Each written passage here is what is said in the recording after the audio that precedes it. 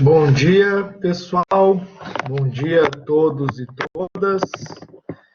Gostaria de, primeiramente, agradecer demais a presença de vocês, né, prestigiando, então, este evento, esta semana acadêmica, que é organizada, né, pelo Diretório Central dos Estudantes e que visa, então, permitir esse debate interdisciplinar, essa conversa a partir de outros olhares, né, seja com profissionais de outros cursos, seja mesmo entre profissionais de outras áreas do direito, ou mesmo entre profissionais da mesma área do direito, como é o caso hoje, mas com algumas discussões que, por vezes, a estrutura curricular e a necessidade que nós temos de vencer o tema, né, de vencer o conteúdo, não permite que a gente realize algumas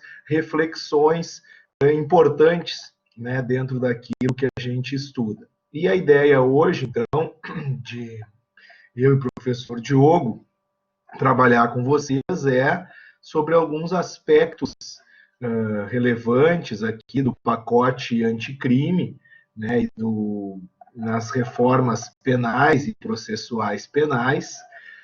E nós falaremos aqui rapidamente, eu falarei de alguns aspectos processuais, o professor Diogo de alguns aspectos penais, e a gente vai depois responder algumas perguntas, né, pessoal? Eu faço sempre essa ressalva, porque o modo, né, gente, é virtual, mas é uma aula, é uma palestra, e quem está falando muitas vezes e transmitindo o conteúdo e discutindo, não consegue ver todas as perguntas que são colocadas no chat ali.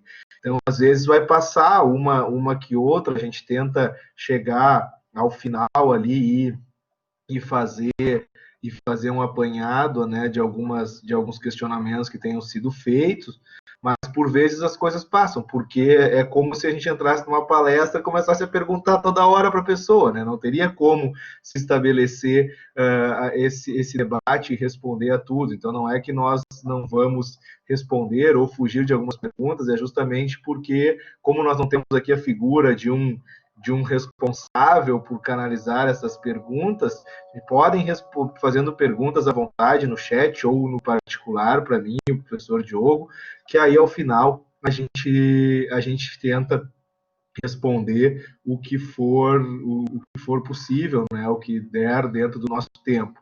Mas eu agradeço demais a presença de vocês aqui. Agradeço mais uma vez, então, essa parceria, essa dupla aqui com o grande amigo, parceiro Diogo Machado de Carvalho, né, aquele que eu digo, e quem é meu aluno, quem me conhece, sabe o tamanho da admiração e do respeito que eu tenho pelo profissional que é o Diogo, pela sua forma de pensar, de se expressar e de lidar com os problemas que atingem o direito penal e processo penal. E digo que não só anatomicamente, mas é a maior cabeça, né, do direito penal e do processo penal que nós temos aí no Estado, né? Esse é o problema, né? Mas, então, pessoal, só para introduzir vocês nesse debate, o que nós temos hoje, então, foi uma reforma a partir de uma lei que foi promulgada no final do ano passado, que vinha, então, como o pacote anticrime, e que assustou muito a comunidade acadêmica no primeiro momento, porque nós tínhamos uma questão de um protagonismo muito grande na pessoa do ex-juiz, ex-ministro e agora colega advogado Sérgio Fernando Moro, né, onde muitas discussões foram realizadas durante décadas sobre propostas legislativas, tanto no âmbito penal como no processo penal, a exemplo da reforma 156, do pacote PLM 156 de 2009, tramitando no Senado, que virou 8045 de 2010.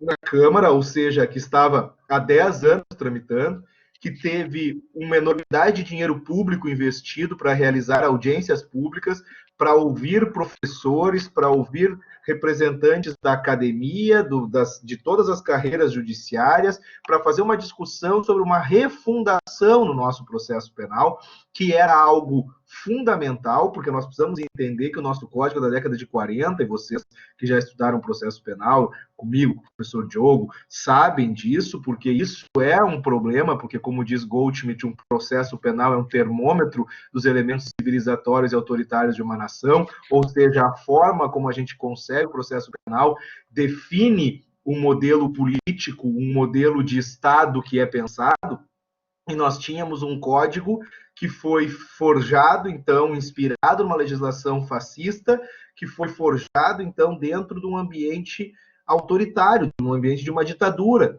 né, que era o momento sociopolítico, cultural do Brasil da década de 40 é outro. Aí vem a Constituição de 88, faz um catálogo de garantias e de direitos e faz uma série de compromissos que o Estado assume com o indivíduo, e a legislação processual penal, que é onde mais se tensiona isso, não sofre uma mudança. Então, nós tivemos uma incongruência do texto legal com o texto constitucional, isso desde 88. Então, uma reforma, uma refundação era importante, e isso vinha sendo discutido durante muito tempo. E assim como Francisco Campos, lá atrás, que foi o ideário dessa nossa legislação e que gozava de um prestígio social e político enorme e pôde fazer o código a forma como ele bem entendia, o que nós tivemos nesse pacote anticrime foi a questão do Sérgio Moro querendo trazer um código para chamar de seu. Aí entra um aspecto, sim, de pegar um momento político, de um contexto favorável a um governo recém-eleito, que democraticamente foi eleito, escolhido pela nação, e que legitimamente tem direito de buscar as suas reformas, e o que o Sérgio Moro fez, em alguns aspectos, foi um atropelo muito grande de algumas mudanças que estavam sendo gestadas. E aí ele tomou, digamos assim, um contragolpe, né, do Congresso. O poder legislativo meio que colocou algumas reformas, algumas questões dentro desse pacote anticrime que não era a intenção inicial. Então, no que se pretendia do pacote anticrime, tinha muita coisa ruim, muita coisa complicada, muita coisa grave. Até algumas delas foram objetos de artigos que eu escrevi junto com o professor Diogo, até foi divulgado no IBCCrim. A gente discutia também a questão de legítima defesa lá por agentes públicos, né? Por agentes policiais, perdão. Então, tinha uma série de situações extremamente graves. E que, com o contrapeso, né, com a separação dos poderes, ali, com a atuação do legislativo, acabou passando muita coisa boa, né? Algumas coisas sim que exigem uma reflexão, outras coisas aqui que acabaram passando e que são interessantes e que em outro momento, que curioso que entrar nesse momento. Então é algo que a gente vai discutir aqui com vocês hoje dentro desse contexto do que penal e processual penal que acabou mudando e que a gente precisa, então, ver de onde veio e para onde vai. Então, Diogo, meu bom dia para ti aí. Então, eu agradeço, sobretudo, o convite absolutamente responsável do Kessler, novamente, para me chamar. Eu sempre brinco, eu tenho uns amigos aí que são professores em faculdades, eu sempre sou convidado uma única vez para falar, depois nunca mais me chamam para nada. Mas faz parte, faz parte. Agradeço o convite do professor Kessler, agradeço, sobretudo, a presença aqui de todos e todas, que nessa terça-feira de manhã estão 80 pessoas ligadas aqui, acessando a nossa sala. É um tema que eu não tenho dúvida que é algo absolutamente atual, até pela atualidade da própria legislação, mas em relação àqueles problemas que a gente vai discutir, sobretudo a ausência de total vigência da legislação em face de uma decisão monocrática do nosso atual presidente do STF, ministro Fux. Então, o objetivo aqui é trazer alguns pontos acerca dessa grande reforma legislativa, porque ainda que seja uma lei, a Lei 13.964, ela basicamente alterou 17 diplomas legislativos. Então a gente tem alteração desde o Código de Processo Penal ao Código Penal, LEP, Lei dos Crimes Hediondos. Tá dando eco aí, não? Desculpa. Eu ouvi uma voz. Não, tá, eu tô te ouvindo aqui. Ah, eu vou perfeito. Não, porque daqui a pouco. Tá, então é uma legislação que é una, porém ela traz reflexos nos mais variados pontos do ordenamento. E é isso que a gente vai tentar, dentro dessa bagunça legislativa, que, claro, vocês que são estudantes da legislação penal, seja material, seja processual, vocês sabem a bagunça que é. A nossa legislação penal virou meio que um Frankenstein, ou seja, um monstrengo virado em remendo. Então é muito difícil a gente tentar lidar com isso, sobretudo nessa incompatibilidade lógica entre uma legislação penal, que, como o professor Kessler já disse, é uma legislação penal vetusta, antiga, é um tiozinho agora com 80 anos, o nosso Código Penal é um tiozinho com 80 anos, que ele tem obrigação de dialogar e obedecer a uma não tão jovem Constituição Federal de 32. Então,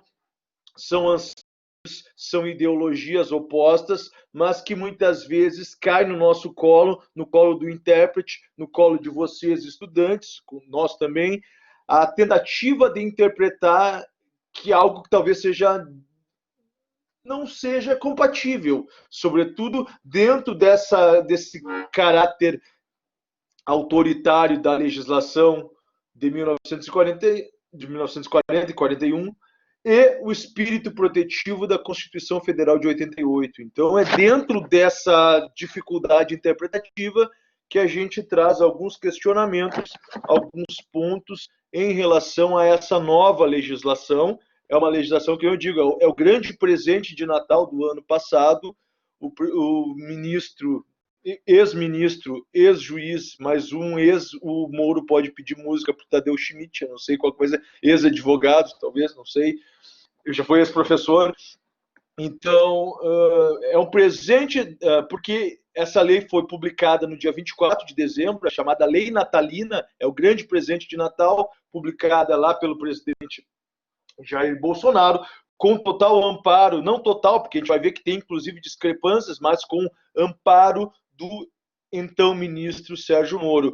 E é dentro desse caleidoscópio de alterações que a gente tem que tentar trazer um norte, estipular um norte, sobretudo um norte democrático. Essa dificuldade eu já convido vocês a partilharem conosco, porque está difícil, está difícil. A gente está tentando compreender ainda para onde vamos com essas alterações, porque também é complicado a gente falar, por exemplo, que é uma legislação basicamente autoritária, porque tem alguns pontos, e sobretudo os pontos que o professor Kessler falará, os pontos processuais penais, que são dignos de avanço, não tenho dúvida disso. Mas alguns outros pontos, sobretudo os pontos mais voltados ao direito penal, trazem em si aquela mesma lógica enfadonha e antiga de aumento de punição, endurecimento dos crimes e busca de uma pseudo-eficiência no instrumento chamado direito penal. Então, basicamente, essa é a nossa manhã e gostaríamos que vocês nos acompanhassem nisso, trazendo, o objetivo aqui não é, até porque pelo tamanho da alteração, não é a gente esgotar os pontos, mas só trazer, de alguma forma, pinceladas acerca de alguns artigos que foram modificados e que, ao nosso ver, trazem maior repercussão.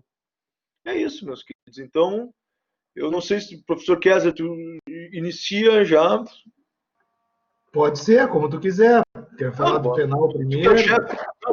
Manda bala aí, manda bala. Começa com as... Tá, a gente vai pontuando daí, claro, né? Tá. Não, se tu quiser, a qualquer momento, me interrompe aí, né? Sabe que a ideia aqui é que a gente possa dialogar e ir conversando sobre esses aspectos. Então, assim, né, gente? Já vou te interromper aqui, porque eu já me lembrei de uma coisa. eu gostaria justamente de, novamente, cara, é brincadeira, porque eu sou muito amigo do Kessler, eu posso falar isso, mas eu fico muito feliz aqui de dividir esse momento com ele, que sempre é um momento aprazível, ainda mais nessa loucura de pandemia, onde a gente tem dificuldade de contato, sobretudo. Eu passo grande parte do meu dia conversando com o meu cachorro, então eu preciso esse contato com as pessoas. E eu fico muito feliz, porque além de tudo. Cortou aqui, Joe. Cortou teu áudio. Vai começar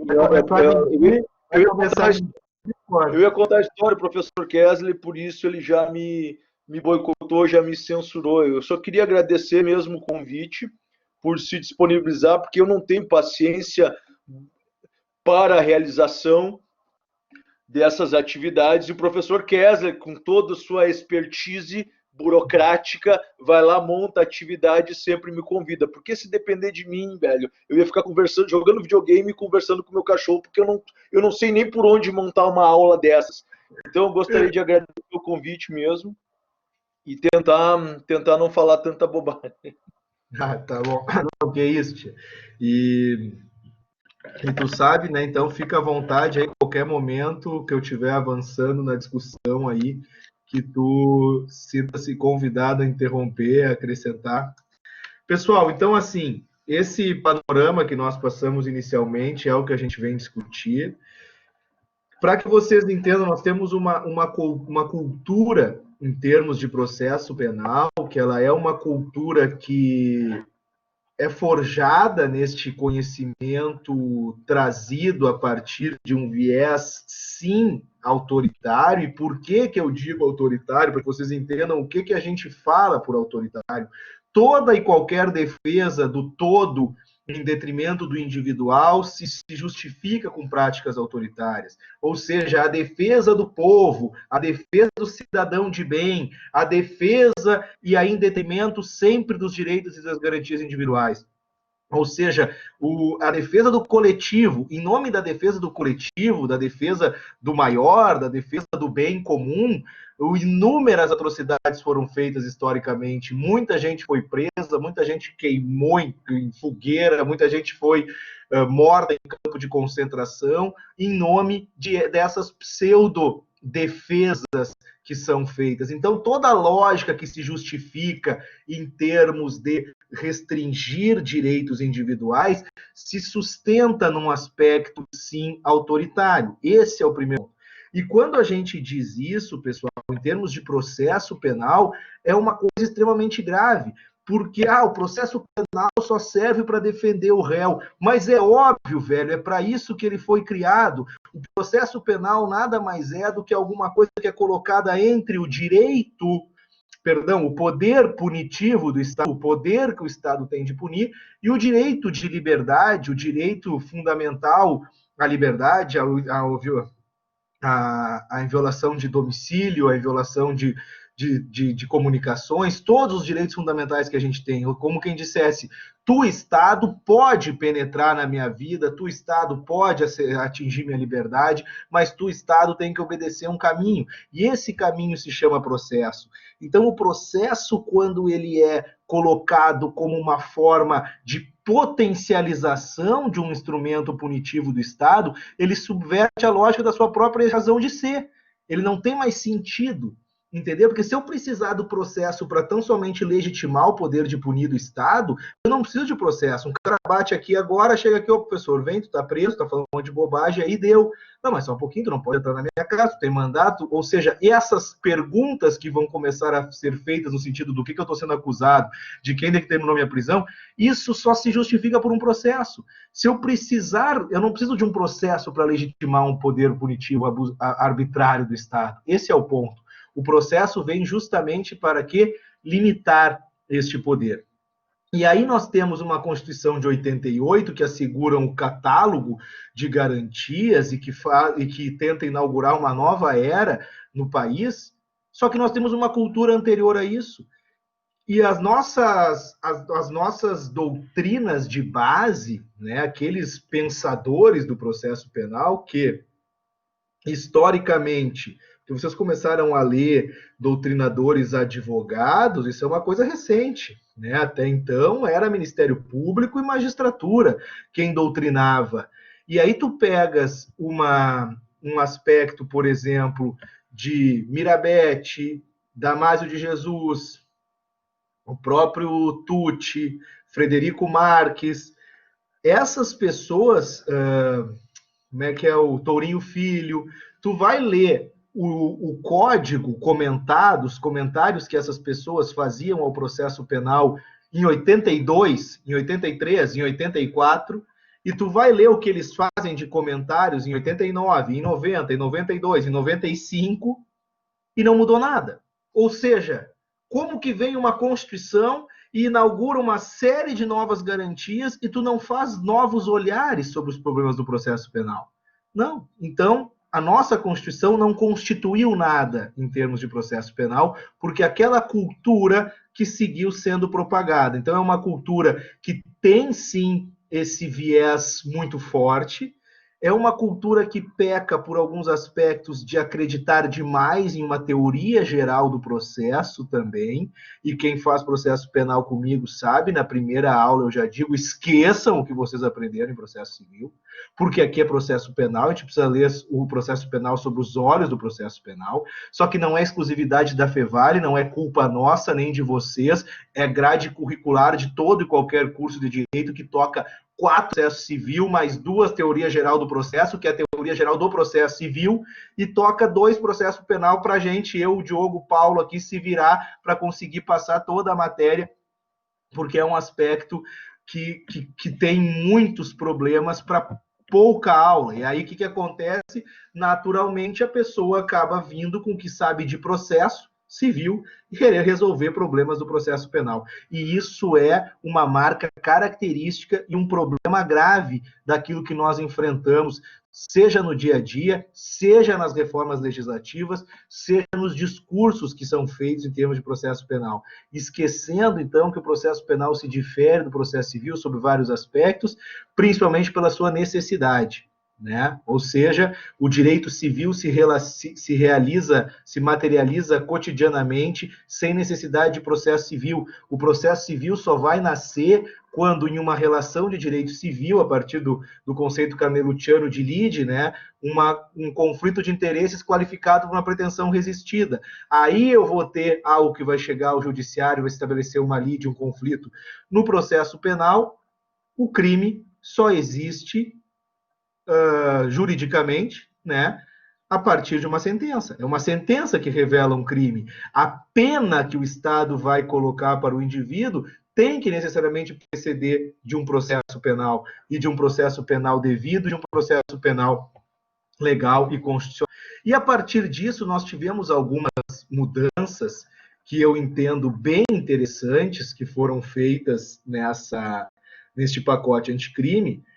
Primeira delas, o artigo 3º-A, que vem para estabelecer algo que a Constituição já estabeleceu, então com 31 anos, né, quase 32 de atraso, veio o 3º-A para dizer que o processo penal terá estrutura acusatória.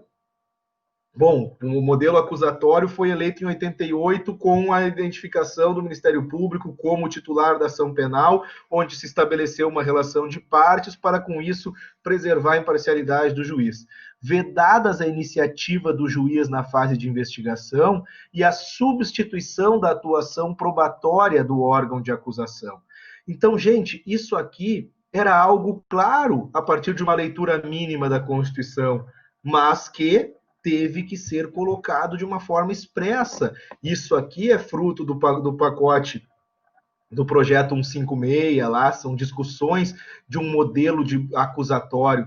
Para que vocês entendam, só o Brasil ainda não fez uma reforma legislativa no final dos anos 90, início dos anos 2000, em toda a América Latina, certo? Então, tu pega, assim, tudo que é país vizinho aqui, que a gente sempre fala, as pessoas acham que a gente vai ter que falar só da Europa, só em países de primeiro mundo. Não, estou falando do Paraguai, estou falando do Peru, estou falando do Uruguai, estou falando do Chile, estou falando da Guatemala, estou falando de um monte de gente que já fez reformas acusatórias nos seus modelos, entendendo que um processo penal inquisitivo não mais se sustenta.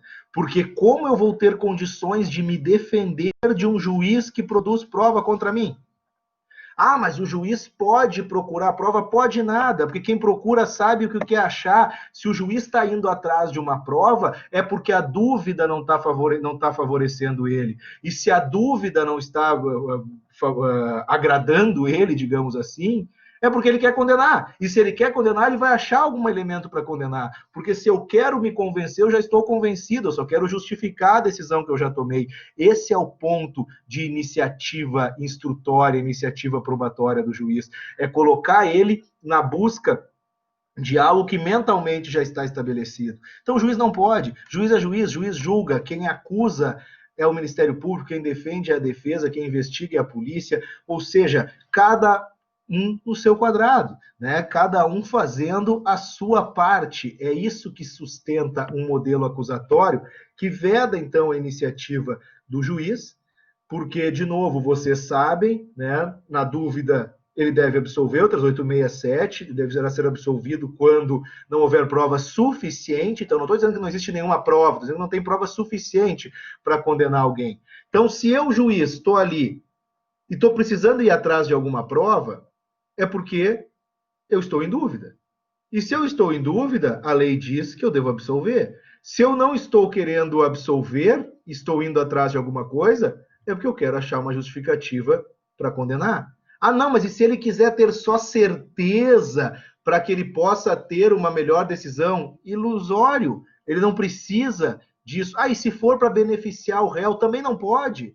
Não pode, o juiz deve dar a iniciativa instrutória dele. Por quê? Porque ele não precisa ir atrás de uma prova para beneficiar o réu, porque o réu não precisa produzir aquela prova. Esse é o ponto, né? Então, e ele vê a iniciativa instrutória e veda a substituição do juiz, isso de uma forma expressa, que é aquele absurdo que a gente enfrenta todo dia de fazer audiência sem Ministério Público. Aí tu chega na sala de audiência, tu senta, boa tarde, para a juíza, e o Ministério Público não está, e a juíza começa a fazer as perguntas. Aí pensa o seguinte, se eu explicar isso para minha filha, com 4 anos, ela vai entender. Filha, olha só, tem a juíza aqui e o titio que deveria acusar lá, que vai fazer as perguntas, e o papai está aqui, né, sentado do outro lado. Que quando aquele titio não está lá, quem tu acha que vai fazer as perguntas que ele faria, né? A juíza, porque se ela está ali parada e ela está perguntando e o Ministério Público não está e a defesa está, as perguntas para mim ela não vai fazer, porque eu estou, ela vai fazer o quê? A atividade substitutiva do juiz. Agora, se um juiz, então, quer pressionar o MP, porque o MP não vem na audiência, eu quero um juiz que seja galo, então, e diga, aberta a audiência, injustificadamente o Ministério Público não está presente, vamos ouvir a testemunha de acusação, passo a palavra para a defesa. E aí a defesa não vai fazer nenhuma pergunta, porque não quer, e a juíza diz, bom, então não tendo nada a acrescentar, encerra a audiência. Então faz isso. Por quê? Porque quem tinha que produzir aquela prova não foi.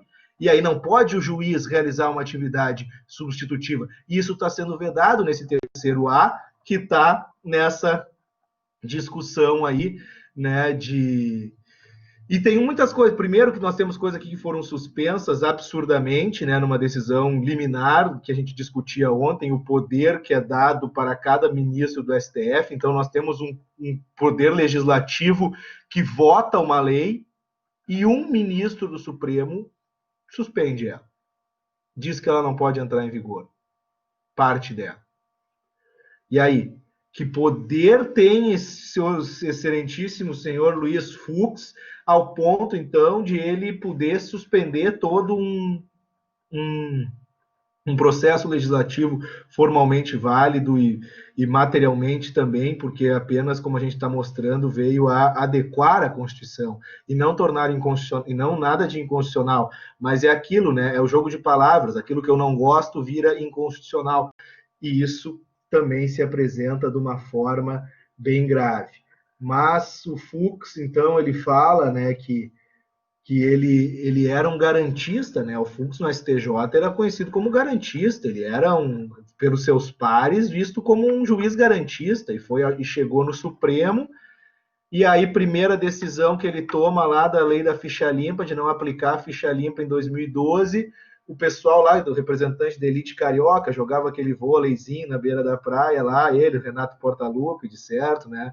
E aí tava lá, e o pessoal, depois da decisão dele da ficha limpa, proibiu ele do jogo de vôlei. Aí o cara não tinha mais seus amigos no jogo de vôlei. A mãe dele começou a receber um monte de xingamento nos lugares em que frequentavam.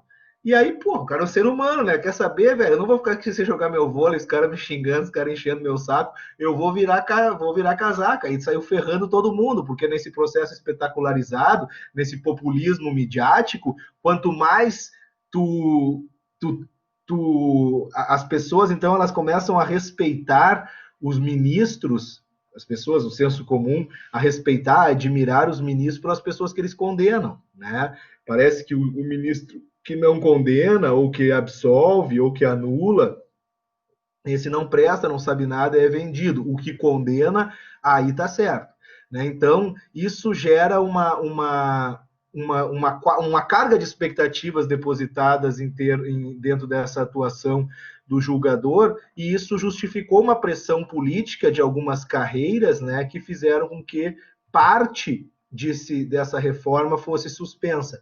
E principalmente aquilo que daria, e aí eu sei que eu posso ser um entusiasta dessa figura, que outros, como o professor Diogo, também não acreditam tanto assim nela, né? Acreditam que ela não vai passar, e que se passar dentro dessa estrutura que a gente tem, ela não vai servir para aquilo tudo que eu ainda acredito, que é a figura do juiz das garantias. Por que do juiz das garantias eu acho que é importante, e que foi trazido no artigo 3º também da reforma do Código de Processo Penal? Quem é essa figura? O juiz das garantias poderia ser chamado de juiz do inquérito, e aí talvez não ia ter dado tanta repercussão negativa, né? Porque falar em garantias sempre é complicado. O juiz das garantias, ele nada mais é do que uma figura que tem no mundo do processo, que é um juiz diferente para atuar no inquérito daquele que vai julgar o processo. Para que o juiz que vai julgar o processo não adentre ao processo penal já contaminado, já influenciado por aquela decisão que ele já tomou. E aqui, quem quiser estudar, tem umas coisas muito interessantes, tem a teoria da dissonância cognitiva, o efeito primazia, que vai dizer o quanto nós somos influenciados, isso quem fala isso é a psicologia, o quanto nós somos influenciados por aquilo que primeiramente me chegou ao meu conhecimento, aquilo que a tua voz dizia, a primeira impressão é a que fica, né? Ou seja, o quanto o apego à informação faz com que o nosso cérebro, ainda que inconscientemente, tente buscar ressonância, ou seja, buscar elementos que confirmem aquela minha primeira impressão. E, de alguma forma, eu tento distanciar, refutar ou dar menos importância para tudo aquilo que me ponha a questionar uma decisão que eu já tinha como tomada. A gente faz isso na nossa vida o dia inteiro, pessoal. Quando tu tá em dúvida, se tu vai para um lugar ou para o outro e tu decide ir para um, tu não quer mais saber nada do outro. Ah, mas tu viu que baixou o preço? Lá, não quero mais saber. Agora eu já tomei decisão, não quero voltar a ficar, a ter esse, não vou dizer sofrimento, mas esse incômodo que nos gera quando estamos em dúvida, que nos gera quando estamos entre uma decisão ou outra. Então, eu tendo a buscar confirmar aquilo da decisão que já foi pré-estabelecida. E isso, em termos de processo penal, que é orientado por seres humanos e, portanto, tem essas variáveis psicológicas, evidentemente, isso, em termos de processo penal, é colocar o juiz que atuou no inquérito e que está ouvindo elementos produzidos daquela forma que vocês sabem que é nas delegacias. Isso não é uma crítica à delegacia, é uma crítica à estrutura, não é uma crítica ao policial. E ele está sendo colocado diante disso aqui, está sendo bombardeado dessas informações em um modelo, então, que por óbvio que tem que até que ser assim, que ele não tem toda a participação de defesa, que ele tem um sigilo maior, e esse juiz entra para dentro do processo depois, ele mesmo, para julgar aquele réu, que ele já ouviu, que ele já tem elementos do inquérito, e aí agora esse réu vai dizer, não, mas só um pouquinho, deixa eu dar minha versão, não é bem assim, porque olha, a situação aconteceu dessa e daquela forma, só que, gente, este juiz já está contaminado. Garapon vai dizer, é muito mais difícil tomar uma decisão do que mudar uma decisão já tomada.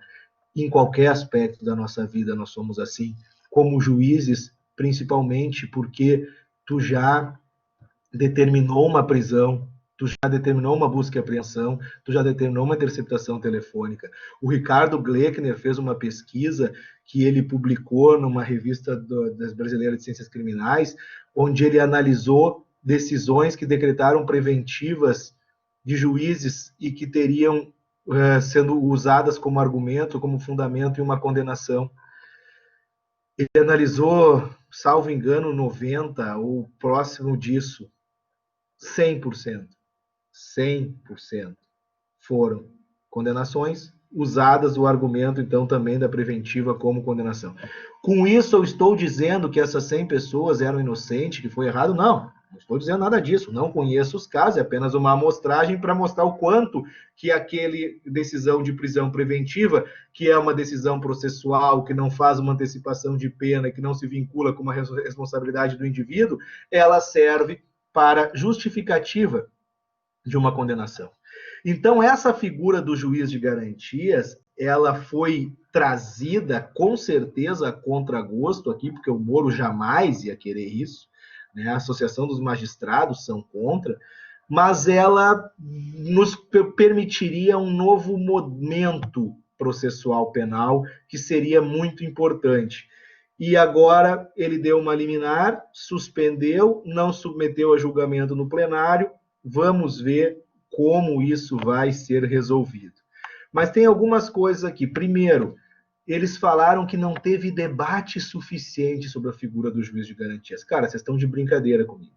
O Diogo era meu colega em 2010, quando nós estávamos no mestrado, e o Auri chegou para mim e disse, tu vai mudar esse teu tema, porque tá todo mundo falando nessa merda, todo mundo só fala de juiz de garantias, tá muito batido.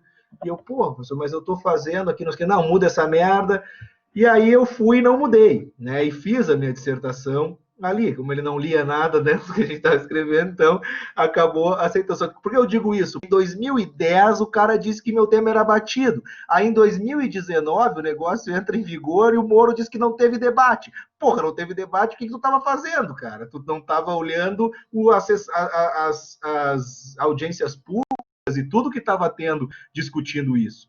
E quando discute juiz de garantias, tem muita gente, pessoal, e aí é uma coisa que eu também defendo cada vez mais, que a gente tem que entender que a imparcialidade é um princípio supremo do processo penal, como vai dizer o Werner Goldschmidt, ou seja, sem imparcialidade eu não tenho processo, mas a imparcialidade é categoria jurídica. Eu tenho que ler a imparcialidade como uma categoria jurídica, porque se eu entrar no aspecto psíquico, nada é imparcialidade, né? Porque daí eu vou estar discutindo moral do juiz, vou estar discutindo boa intenção do juiz, vou estar discutindo idoneidade do juiz, e é isso que os caras não entendem. Eu não estou dizendo que tu é um juiz mau caráter, mal intencionado, que vai querer ferrar todo mundo. Eu só estou dizendo que tu é um ser humano, que tu vai estar influenciado por aquilo ali, se tu tiver contato na delegacia e depois no processo. E uma estrutura democrática de processo penal não pode depender da tua boa intenção, seja tu quem for, não pode depender da tua boa índole, da tua idoneidade. Por quê? Porque nós temos uma estrutura processual penal que precisa ser pensada a partir de uma efetivação da imparcialidade do juiz e aí que eles entendem essa crítica como pessoal. Porque estão dizendo que eu não tenho capacidade. Isso está na discussão da comissão de juristas lá, que fez essa proposta. Não, porque eu julguei a vida inteira e sempre fui imparcial. Tá, cara, quem disse? E eu não posso pagar para ver. Né? Daí vem discussões de imparcialidade objetiva, subjetiva, que o Tribunal Europeu dos Direitos Humanos há 36 anos, 38 anos já discute isso, né? Quando a gente tem que afastar esses aspectos por uma aparência, por uma estética, né, de imparcialidade, ou seja, como mulher de César, né, não basta ser honesta, tem que parecer honesta. Eu tenho que ter uma estética de imparcialidade para que eu possa ter um processo válido. E outro aspecto, eles falam também que precisa, que não teria tanto juiz, e aí nesse ponto tem razão, em parte, a crítica, porque tu não faz uma mudança desse porte sem ter investimento, sem ter alterações significativas.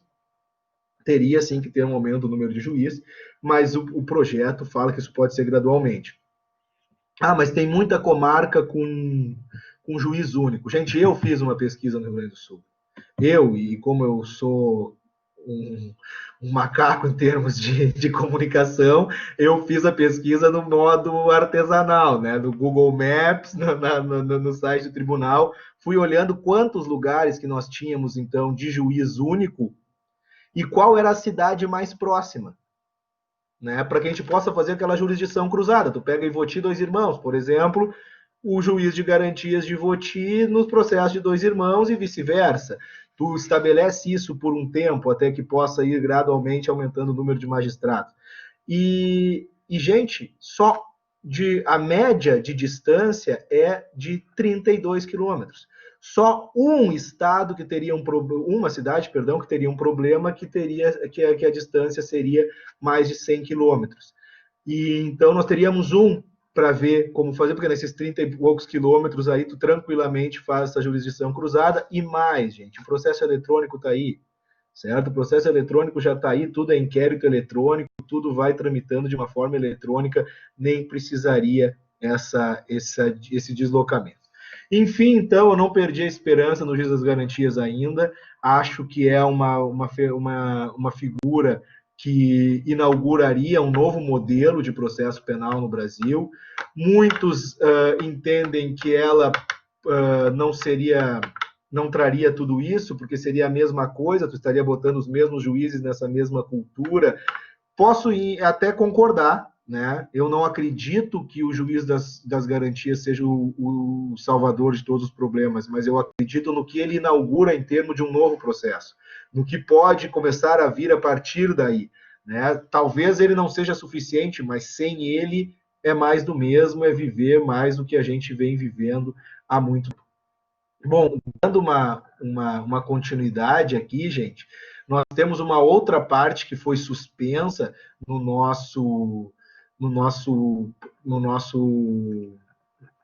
nessa reforma, a partir dessa decisão também do ministro Fux, que foi a questão do arquivamento do inquérito, né? Que acontecia, gente? O inquérito era arquivado, e vocês sabem, né, nem o delegado, nem o promotor pode arquivar o inquérito, só o juiz.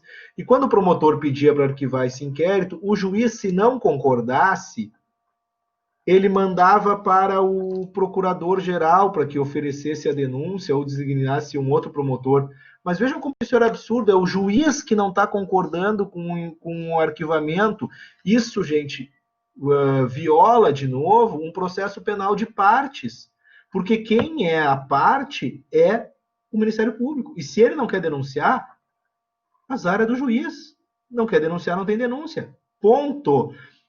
Mas a gente entra num aspecto aqui de dimensão de poder do juiz e tudo mais. Então, o que a mudança fez? Como já é no CPP chileno, como já é no colombiano, que no mexicano também, que a família da vítima possa, então, se não concordar com o que o Ministério Público... Então, imagina, eu perdi um parente e o Ministério Público não denunciou aquele cara porque disse que não foi em prova que ele, mas eu tenho crença de que aquele cara foi quem matou o meu parente. Eu, vítima, dentro dos meus interesses, posso me insurgir contra esse arquivamento, né? Eu vou poder fazer isso, mas não o juiz do caso. Então, é isso que busca essa reforma aqui, né, que buscava e que acabou sendo suspensa também, que era algo para, de novo, fortalecer um processo penal de partes, fortalecer um processo penal de enfrentamento. Por quê? Porque, gente, este enfrentamento entre partes é o que justamente traz a nossa estrutura de processo penal. É óbvio que a mesma pessoa não pode ser investigador, acusador e juiz de uma causa. Isso viola tudo que a gente aprendeu em termos de processo penal, certo? Então, não posso ter essa reunião de atividades na mesma pessoa, seja quem ela for.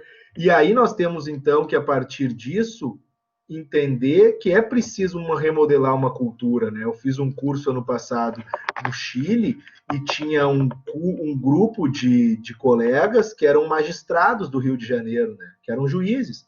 E, cara, eles começavam a perguntar para o juiz chileno que eles não entendiam. Ele dizia assim, tá, mas só um pouquinho, tu veio para audiência sem nada? Ele disse, sim, eu só tenho aqui o que eu sei, que é o caso, e daí eu vou ouvir.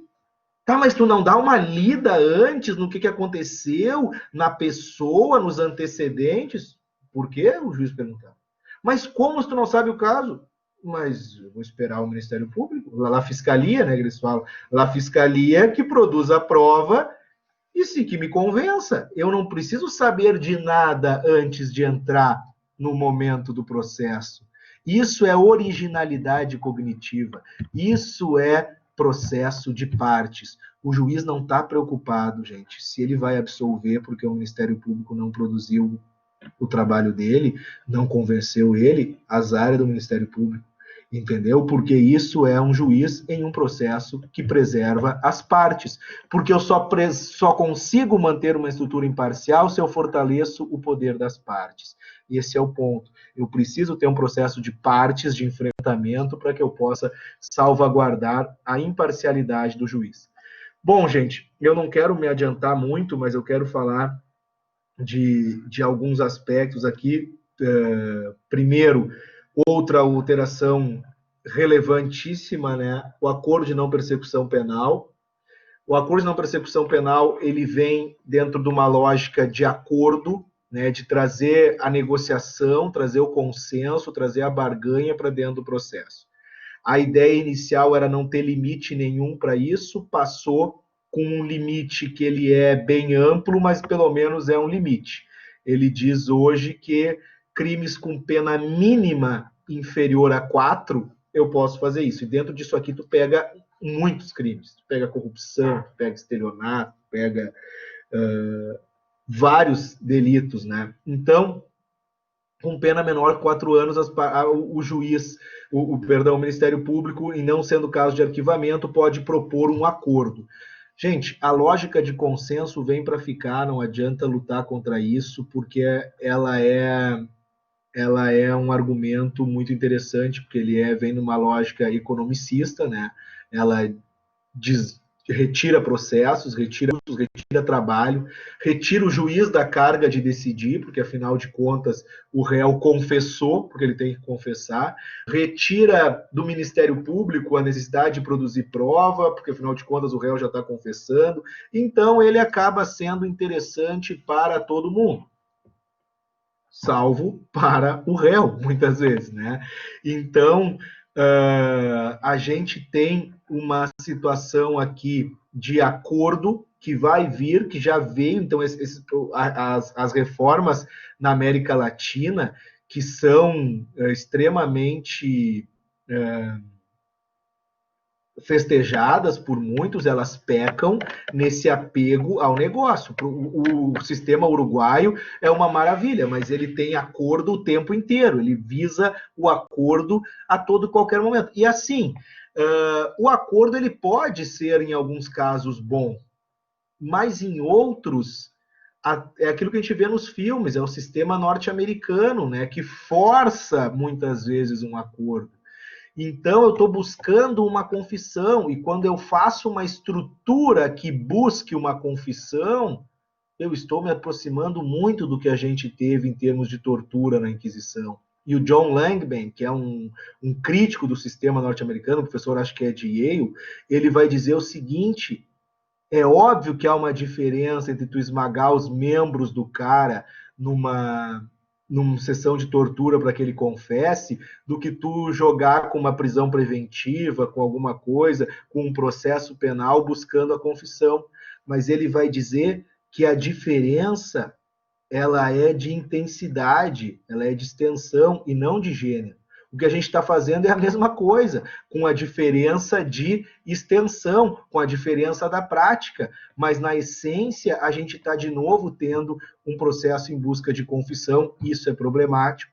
A gente está aplicando pena sem processo, e aí viola aquilo que eu estava dizendo para vocês no início, que era o principal elemento do processo penal, mas aí eu não vou mais precisar ter processo para ter pena. E tem uma coisa que as pessoas não estão se dando conta, esse aspecto da confissão. Esses dias tinha um advogado que estava sendo acusado de ter apresentado um documento falso num processo, e aí ele disse, cara, mas não sei o que, o cara que me trouxe, mas eu não quero ficar me incomodando com esse processo aí contra mim, não sei o que. Quer saber, o Ministério Público me propôs um acordo aqui, eu vou aceitar, porque eu me livro disso. Eu digo, velho, só que só tem uma coisinha, tu vai ter que confessar. Ah, mas é que pelo menos eu me entrego disso aqui, não sei o que. Não, se tu fez e quer confessar para ficar em paz contigo mesmo, e agora tu me disse que tu não sabia, que um cliente que te trouxe o documento e tal.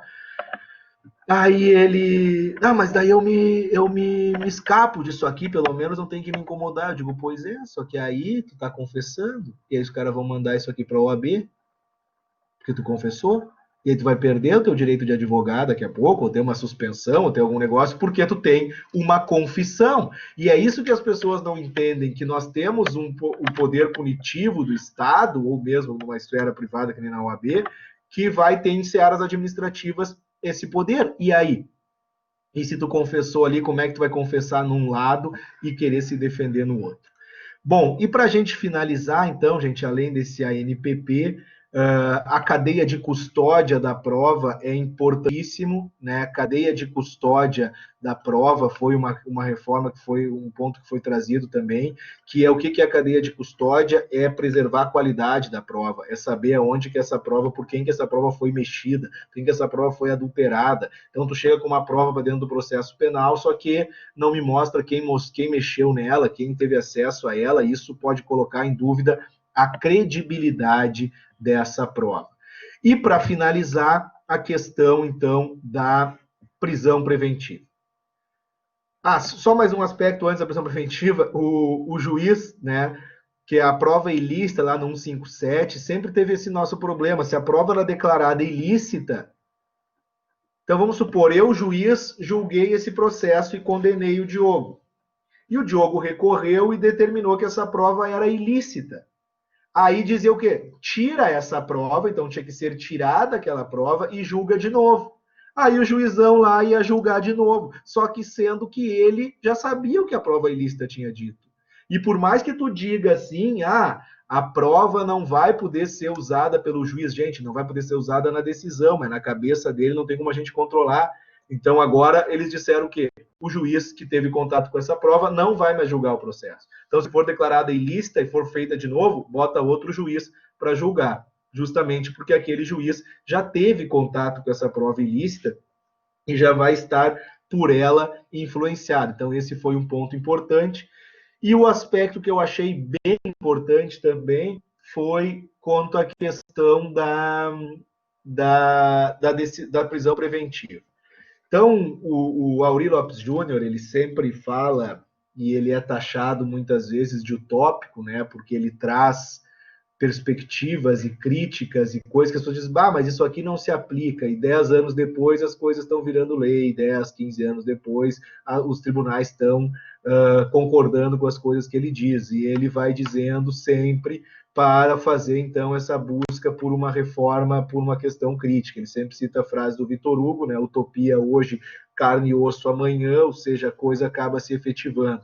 E uma coisa que o Aurí sempre batalhou foi pela questão de que a prisão preventiva não poderia ser lida a partir da teoria geral do processo, naqueles aspectos das cautelares, do fumus boniuris e periculum in mora. Ele vai dizer, não, isso aí não tem de direito penal no processo penal, porque estou falando de crime aqui, de pena, não tem bom direito para ninguém, velho. E outra coisa, a questão do perigo na demora não pode ser imputado ao réu, né, que é o que justifica uma cautelar no ambiente, num processo civil. Então, ele sempre disse, aqui nós precisamos ter fumus comici delicti, ou seja, a fumaça do cometimento de um crime, indícios de que houve um crime, que eu não posso prender alguém sem que tenha indícios, mas esses indícios por si só não basta, porque indício é que eu preciso para denunciar alguém. Para que eu prenda, além desse indício, eu preciso ter o periculum libertatis, ou seja, o perigo que a liberdade daquele indivíduo apresenta para o processo. E isso ele falou muito, e hoje os doutrinadores, muitos ainda sustentam, né, o periculum in mora e aquela coisa toda, mas, de alguma forma, esse periculum in libertatis veio para dentro do processo, quando o 312 lá continua com ordem econômica, ordem pública, enfim, mas no final ele traz indício suficiente de autoria, ou seja, fumus comice delicti, e de perigo gerado pelo estado de liberdade do imputado. Gente, se o juiz não mostrar onde que o perigo de liberdade está ameaçado, está contrariando o 312. Então, a gente teve um momento de pandemia também que a gente não pôde aprofundar essas discussões, essas inovações legislativas na prática, né, com jurisprudência, porque ficou tudo meio parado. Mas aqui é um enfrentamento que tem que ser feito. A necessidade, então, de fundamentação dessa decisão, certo? Que tem que ter, então, fatos contemporâneos que justifiquem a aplicação da medida adotada. E na época da prisão do Temer, eu lembro o quanto eu critiquei, as pessoas, mas não sei o quê, agora... Não, cara, só um pouquinho, é o que eu sempre digo, não é por gostar do Temer, é por ser defensor de direitos. E defender direitos para quem eu gosto é uma barbada, eu tenho que defender para todos, porque eu seria um picareta, um irresponsável, se eu comemorasse a prisão do cara só porque eu não gosto dele. Porque aquela prisão, ela não tinha fatos novos. Estavam prendendo o cara por um efeito midiático, por um efeito de repercussão, por o que for, quando a delação premiada reportava fatos de 7, 8 anos atrás. Então tá, se ele não ameaçou com a liberdade dele isso aqui lá atrás, ele vai ameaçar agora como? Então, se o fato não é atual, não se justifica. Isso a lei trouxe também de forma expressa. E ela trouxe aquilo que para mim também é extremamente importante, que é a necessidade de fundamentação. Porque assim, gente, fundamentação das decisões judiciais, motivação das decisões judiciais, eu trabalho com 5 princípios básicos no processo penal, que é o que eu trabalho em sala de aula, que eu vou dizer, então, o princípio acusatório, a presunção de inocência, o contraditório e ampla defesa, a questão, então, da motivação das decisões judiciais como sendo um dos princípios chaves, e a jurisdicionalidade, né? Por que um dos princípios chaves? Porque nós temos na motivação o que nos possibilita um controle racional da decisão. Eu nunca vou saber o que levou um juiz a tomar uma decisão, mas ele vai ter que me contar uma história, ele vai ter que me justificar, ele vai ter que me fundamentar. E isso permite, então, controle racional, isso permite exercício recursal, isso permite a preservação de uma série de direitos a partir da defesa da fundamentação da decisão. O juiz não pode dizer que só porque ele quer a partir de alguma coisa. Então, o Código andou muito bem, a reforma nesse ponto, quando ela vai dizer ali no 315 o que deve ser fundamentada, o que ele entende por não fundamentada, só que aqui tem uma coisa, o 315 ele fala, parágrafo 2º, não se considera fundamentada qualquer decisão judicial. Então, já tem quem está entendendo, e acertadamente, que isso aqui não se restringe à prisão preventiva, né? Aí tem gente, não, mas ela está no 315, ela quer dizer aquilo ali, enfim. Mas a gente tem essas tentativas aqui, essas tentativas de dar aos juízes uns parâmetros, um balizador do que pode servir ou não como fundamentação, e nesse ponto eu achei que a reforma foi bem positiva, além daquela necessidade periódica de a cada 90 dias ter que ser revisitada. Ele pode chegar só ali e dizer que mantém? Pode, mas pelo menos ele está tendo que ir lá, coisa que ele não precisava. Então, gente, eu acho o seguinte, o pacote poderia ser bem pior, e talvez eu esteja fazendo uma leitura tão otimista por conta do que eu esperava, né? E eu sou um cara que me vacino, assim, como eu lembro do meu avô, o Grêmio ia jogar contra o Taubaté no Olímpico, o Grêmio da década de 90, não perdia para ninguém, eu vou, Grêmio e Taubaté hoje, o que tu acha? Tem que torcer para não levar goleada. Era só o que ele falava, independente do jogo. Então ele estava sempre preparado para o pior. Se o Grêmio fosse lá e ganhasse, maravilha. Se perdesse, ele dizia, não falei. Né? Então eu acho que eu estava tão preocupado com o que poderia vir que eu fiquei faceiro com muita coisa que veio. É óbvio que nem tudo é uma maravilha, que nem tudo... porque eu ainda penso que nós precisávamos ter feito uma refundação e não mais reformas pontuais, né? Teríamos que ter feito uma estrutura maior, de um novo código, né? Mas isso demanda outras energias, outros esforços. Mas em alguns pontos aqui, como eu destaquei, eu achei importante. Só tem uma coisa, né? A semana passada eu estava em uma sustentação oral no tribunal, né? E aí o julgamento antes que o meu foi bem interessante, o advogado questionando justamente que o juiz prendeu de ofício. E agora a lei diz de forma clara que ele não pode prender, decretar prisão de ofício. E o que o parecer do Ministério Público disse? Uma lei que é denominada pacote anticrime não pode retirar do juiz a capacidade de combater o crime. Então, no espírito do legislador, ele não quis dizer isso. E aí eu disse, não, cara, vocês estão de brincadeira. Então, vou invocar o espírito do legislador aqui para decidir alguma coisa.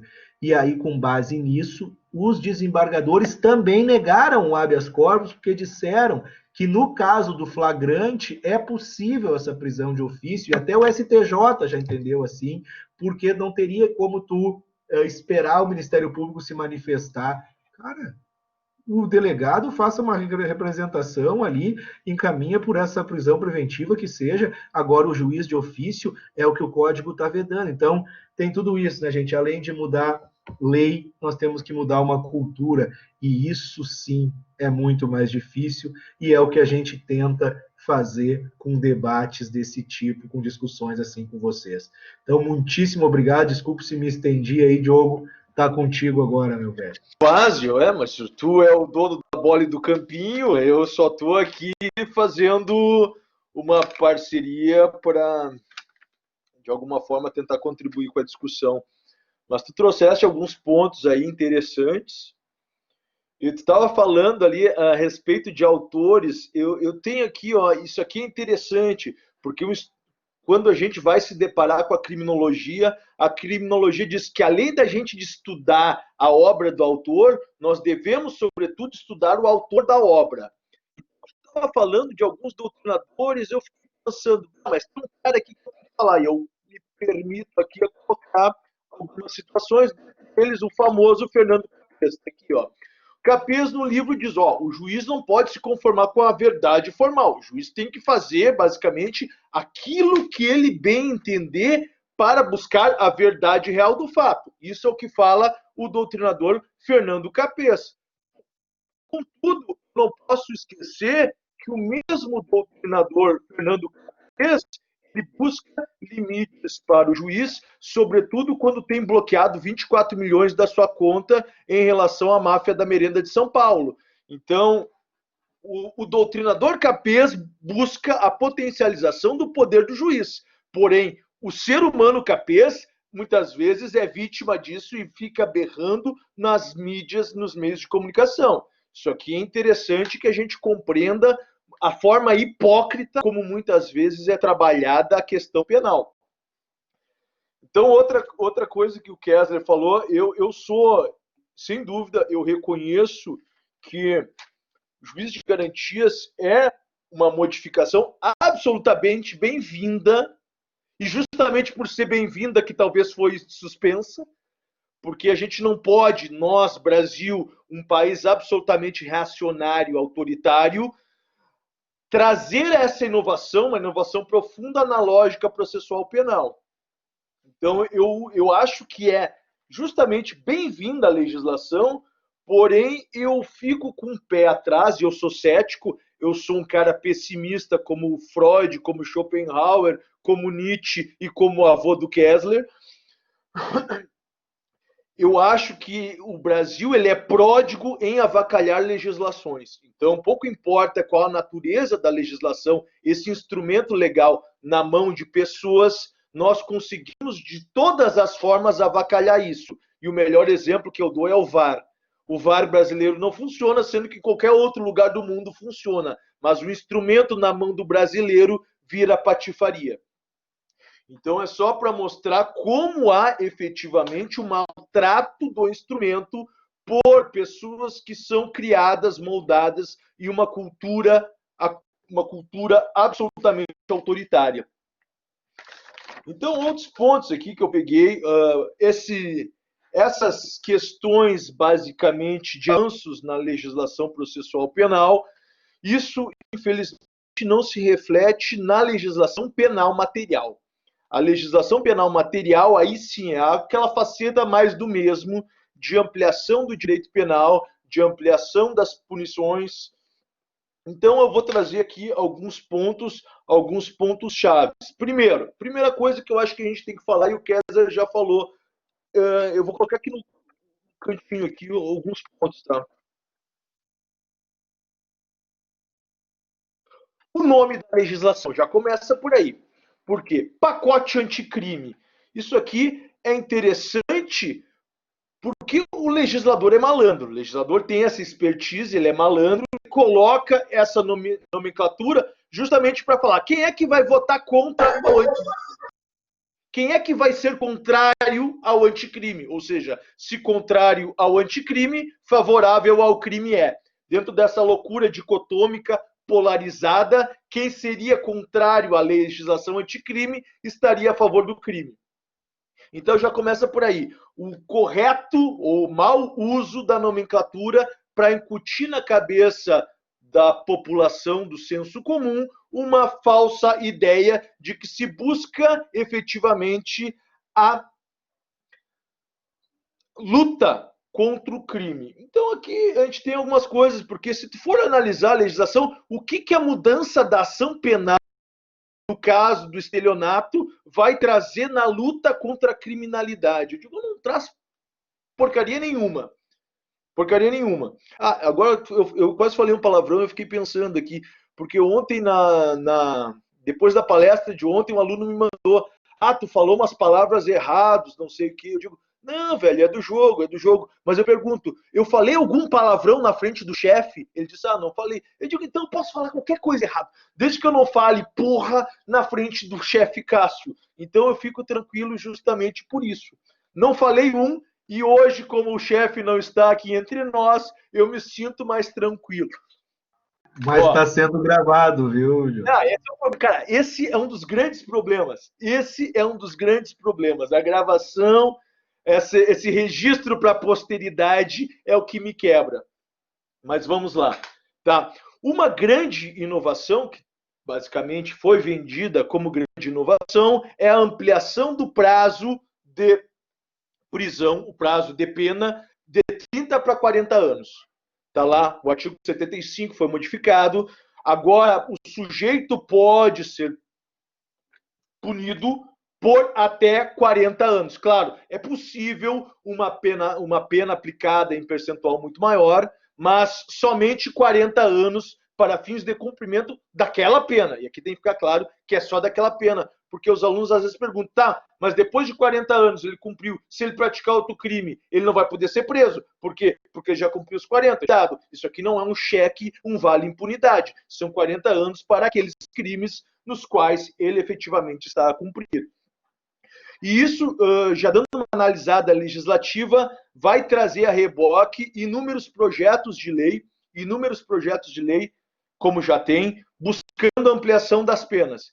Já que, por exemplo, o homicídio qualificado, a pena é 12 a 30, já tem projeto de modificação legislativa tentando levar para 40 anos. Porque, claro, o legislador está falando, olha, se o pacote anticrime alterou o teto, alterou o percentual máximo, por que as leis, os crimes, as tipificações não vão acompanhar esse limite? Então já tem vários projetos de lei tentando levar as penas máximas para o 40. Então que isso aqui efetivamente vai trazer um problema, já vivenciamos um problema carcerário que só vai ser ampliado.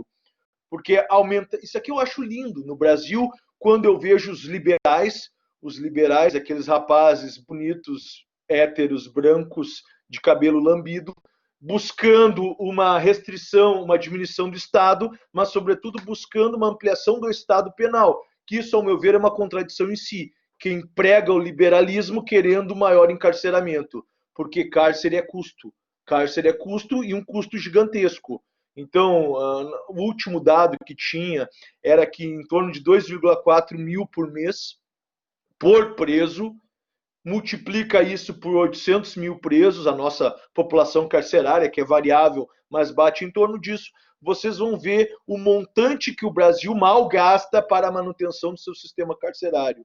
Claro, esse valor de 2,4 sempre analisado para menos, porque, segundo consta informalmente, já estamos batendo quase em 4 mil. 4 mil vezes 800 mil é o que o Brasil gasta, basicamente, por mês para manter esse sistema e que talvez, em face da legislação, seja amplificado esse aspecto potencializador de encarceramento. Então, primeira questão, ampliação das penas de 30 para 40 anos vai trazer, ao meu ver, não alguma aplicabilidade prática, não vai efetivamente mudar nada disso, mas talvez gere repercussão lá no encarceramento como um todo, porque haverá um ampliamento de punições e isso trará maior cumprimento de cárcere.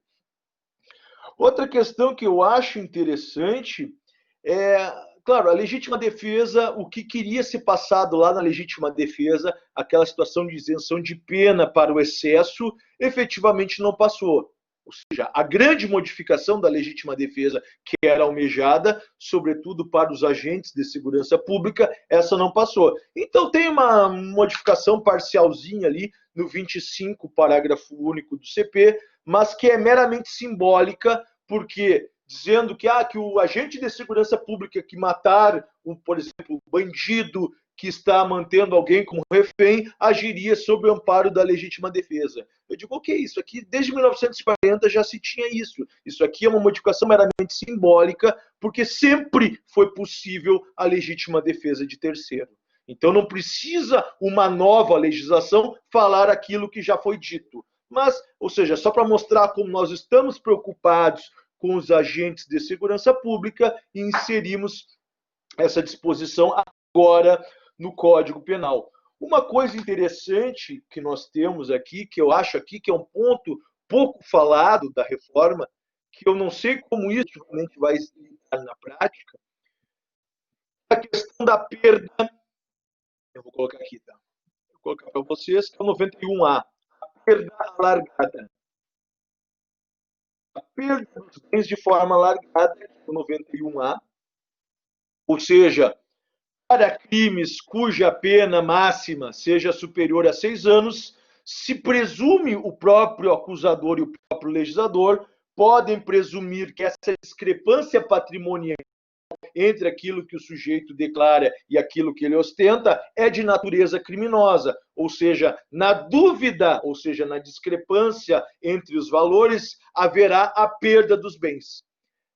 Há uma inversão completa da presunção, ou seja, eu já estou presumindo uma culpa, uma ilicitude nesses valores, e que entra justamente em descompasso com a lógica de presunção de inocência.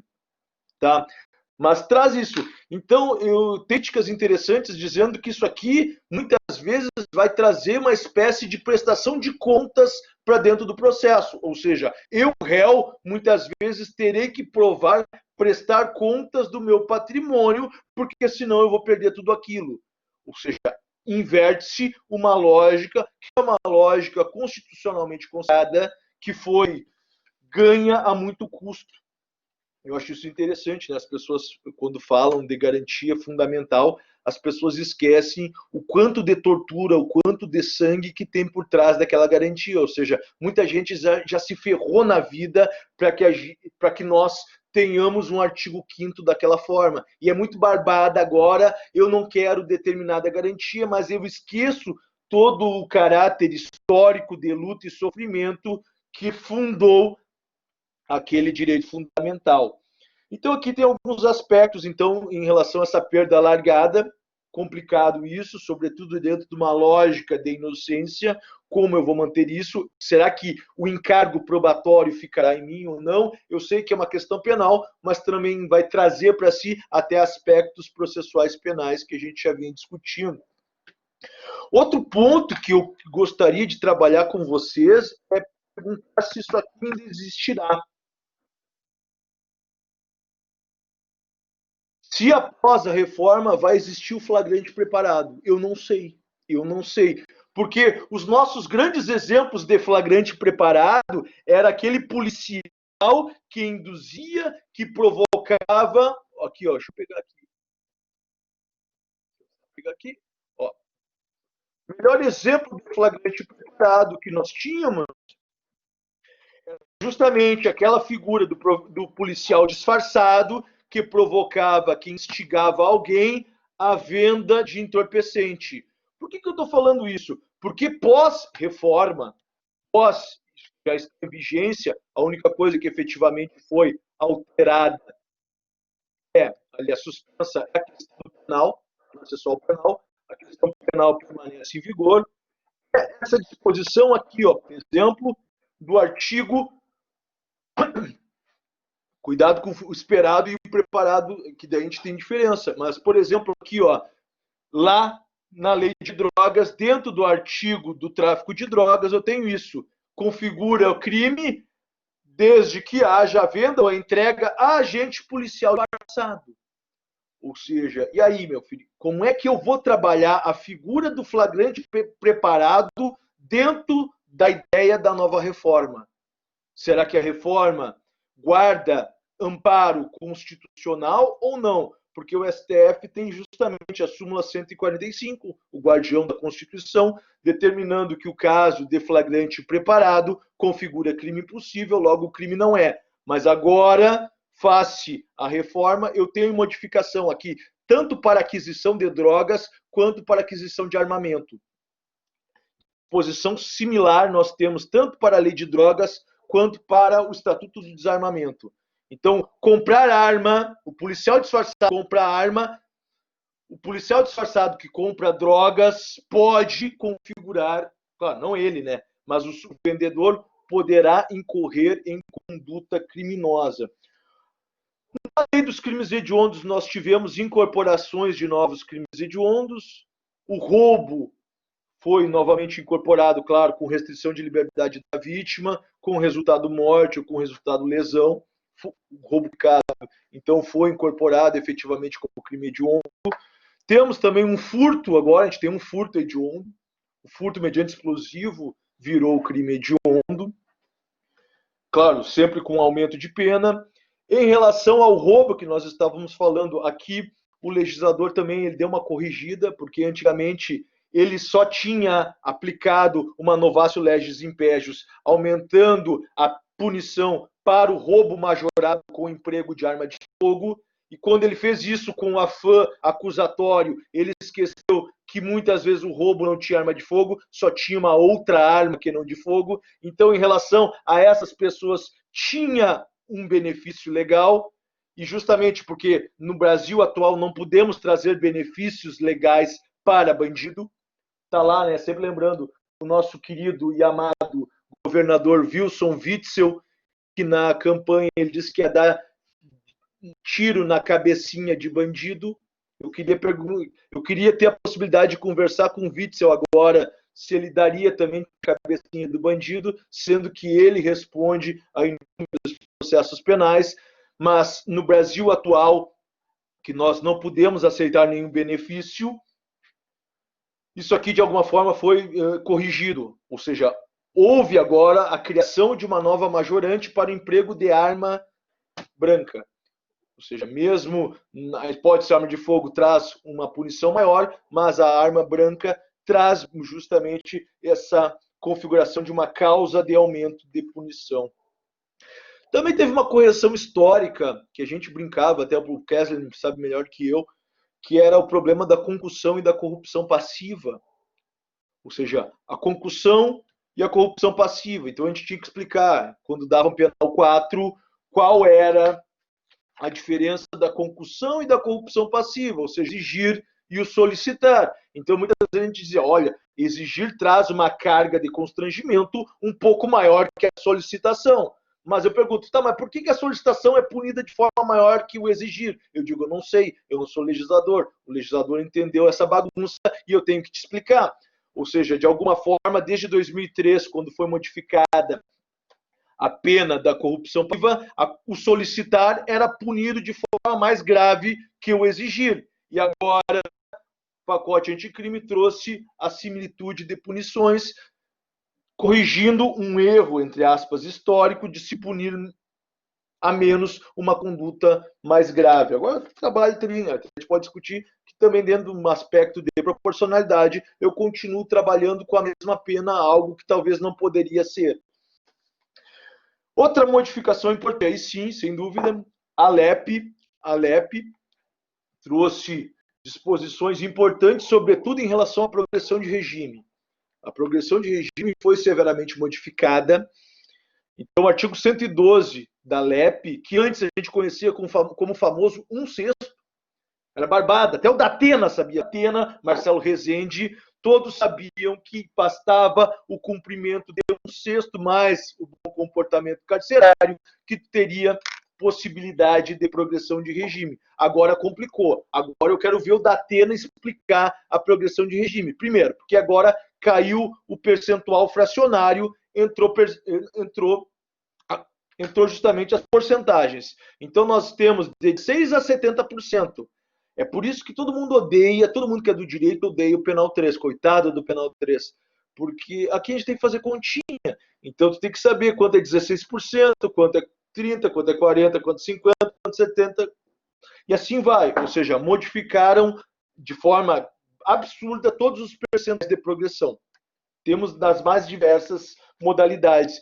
Inclusive, algumas situações ali na LEP traz reflexo para o Código Penal, porque na LEP está sendo vedado o livramento condicional para algumas modalidades de crime. Então, o Código Penal que fala de livramento condicional foi modificado, ainda que não diretamente, pela LEP, porque lá na LEP são vedadas algumas modalidades de livramento condicional, dependendo da natureza do crime. Então, deixa eu ver outra situação que eu peguei aqui para vocês. Claro, tiveram, sobretudo, que o Kessler, provavelmente que eu acho que o Luiz ali tinha comentado, em relação à delação premiada. A lei das organizações criminosas também teve uma modificação profunda, sobretudo para trazer o maior regramento a essa figura da delação premiada, que também era algo extremamente discutível, assim como a gente já discutia muito a barganha em sede processual penal. Muito se discutiu acerca da delação ou colaboração, dizendo, até tentando trazer um aspecto ético para dentro dessa discussão. Mas a questão é a seguinte: nós devemos aceitar que o monstro está aqui na sala, que ele já entrou dentro da nossa casa, e nós devemos, de alguma forma, tentar lidar e limitar a forma que vai sendo aplicado esse instituto, que, sobretudo pós-Lava Jato, ganhou contornos e absoluto relevo. Então, a delação premiada veio sendo expressamente regrada pela lei de organizações criminosas, sobretudo porque antes não era apenas um pequeno apanhado de artigos que traziam algo absolutamente genérico, mas na prática, muitas vezes, nós tínhamos lacuna de entendimento ou dificuldade de aplicação.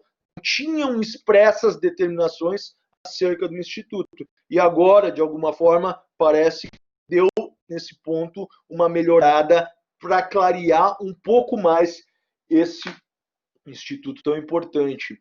Então, aqui, basicamente, são essas questões, tá? A lei, ao meu ver, em relação ao direito penal, mais do mesmo. Ideia de endurecimento, ampliação de punições, porque a própria lei já fala, nós temos o objetivo, é o aperfeiçoamento da lei penal e da lei processual penal. Esse é o título da lei, o aperfeiçoamento. Digo, aperfeiçoar aqui. Para que tu quer aperfeiçoar essa lei? Aperfeiçoar a uma ideia democrática ou aperfeiçoar essa legislação a essa ânsia, a esse furor punitivo? Então, em relação ao direito penal, eu posso dizer que a lei 13.964, conhecida, cognominada como pacote anticrime, ela aperfeiçoa o direito penal a esse furor, a esse clamor social de aumento de punição. Ainda que nós cremos no direito penal como possibilidade de solução de conflitos. Eu creio que o direito penal tem a possibilidade de proteger pessoas, que é justamente isso um ponto que eu sempre bato muito para mostrar como a protetiva, efetivamente, trazendo aqui, não protege nada. Porque a protetiva é uma medida, é um papel que, se tu tem um marido tosco, um companheiro tosco, ele vai praticar a conduta independente do direito penal ou não. Essa que é a lógica. Então, para mostrar como efetivamente a folha de papel, que é a lei, não tem esse condão dito, propalado aos quatro ventos, de evitar, de diminuir crime. Nunca diminuiu. O Kessler mesmo ontem falava. A gente vem nessa toada desde 1940, ampliando penas, criando crimes, dizendo nós temos que aumentar as penas, criar crimes para inibir a prática desses crimes. E cada vez mais nós temos crimes, cada vez mais nós temos mais criminosos, cada vez mais nós temos prisões. Ou seja, é uma lógica falha, mas que a gente, sobretudo, legislativo, vem replicando ao longo de 80 anos. Nós vamos bater 80 anos, 2020 agora, com a legislação, claro, severas modificações, mas é uma legislação de 1940. É uma legislação de 1940, editada na ditadura de Getúlio Vargas. E isso aqui é para ficar claro, para mostrar qual é o... Aqui falando de espírito, eu não gosto muito de falar espírito da lei, porque aqui não é sessão de descarrego, não é sessão espírita. Mas o espírito, a ideia por detrás do texto, as pessoas por detrás do texto, tinham totalmente, declaradamente, uma ideia autoritária e, como Kessler disse, bem disse, fascista. O Brasil copiou muito da legislação do Mussolini. Aqui, quando eu falo fascismo, fascismo truzão. Não é esse fascismo Nutella de hoje. É o fascismo do Mussolini e do ministro Arturo Rocco. Então, o Brasil importou muito dessa ideia autoritária para a sua legislação penal, seja CP, seja CPP. E é uma legislação tão autoritária que sobreviveu ao período ditatorial. Isso aqui tem falado.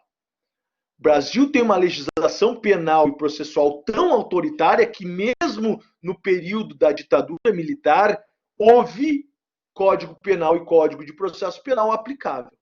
Em nenhum momento, efetivamente, a legislação foi revogada. Ela permanece incólume durante todo esse tempo. Então, é uma legislação penal que foi fundada, cunhada com perfil autoritário, que gradualmente nós vamos retroalimentando esse autoritarismo, nessa crença, nessa ideia, não, que nem eu digo, é a nossa terra plana, de que o direito penal salva, de que o direito penal consegue lidar com as mazelas da sociedade. O direito penal, ele é feito para reprimir, e ponto.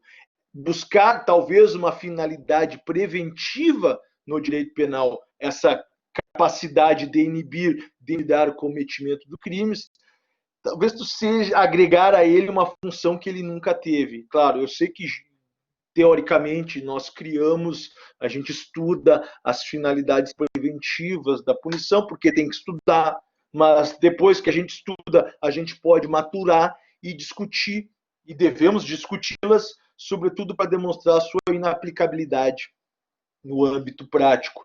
Então, em relação ao processo penal, grandes avanços, ao meu ver, porém sustados por um canetaço do nosso amado e querido ministro Fux, que descobri que, além de tudo, joga vôlei com o Renato. Então, aqui, velho, tá, não, já perde total credibilidade. Imagina... o Renato foi fermento da minha parte. Não, mas não, eu já estou imaginando, na praia de Copacabana, no posto 7, o Fux e o Renato, cada um de sunga, jogando futevôlei e discutindo... Cara, política. Se tu for falar mal do Portalupe, eu vou cortar teu microfone, cara. Por favor, vamos manter um respeito. Pode cortar. Eu tô acabando. Não, mas é só para mostrar o status quo, o estado da arte que a gente vivencia, que é o mais do mesmo. É o mais do mesmo do autoritarismo. Pouco eu vejo, isso aqui é complicado, eu estou dando aula de Direito Penal 1 e estou falando de abolício crimes. Daí, o que é o abolício crimes? É a extinção da figura delitiva do ordenamento jurídico. Dá um exemplo.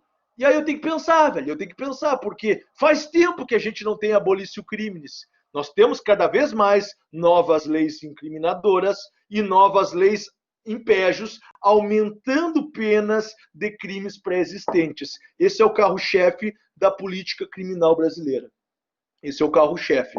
Ainda acreditamos na punição, independente de partido político, ainda acreditamos no direito penal, que desde sempre já deu mostras, ao meu ver, assim, evidentes de que ele não consegue lidar efetivamente com os problemas sociais que o Brasil tem a rodo.